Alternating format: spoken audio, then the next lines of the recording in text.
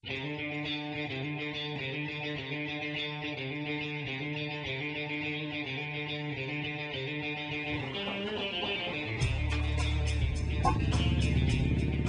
ang tipikal na buhay estudyante.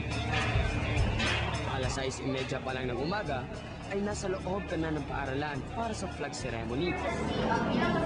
Pagsapit ng alas 7:30, uumpisahan ang klase. Matatapos ito ng alas 4:30. Karaniwan, sa isang araw ay 10 hanggang sa 12 asignatura ang pag-aaralan.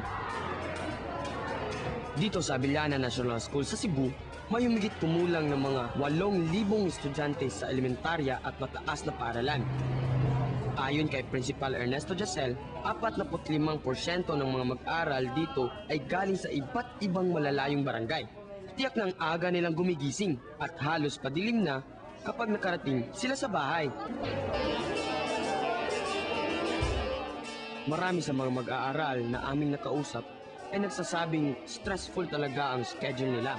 Bukod sa mga karaniwang klase mula Lunes hanggang Biyernes, tuwing Sabado ay may extracurricular activities katulad ng investigatory projects at PE.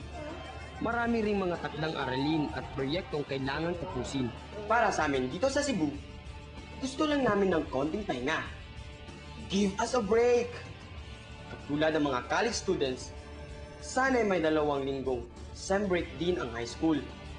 O di kaya'y bawasan ang mga extracurricular activities, class projects, at Saturday classes.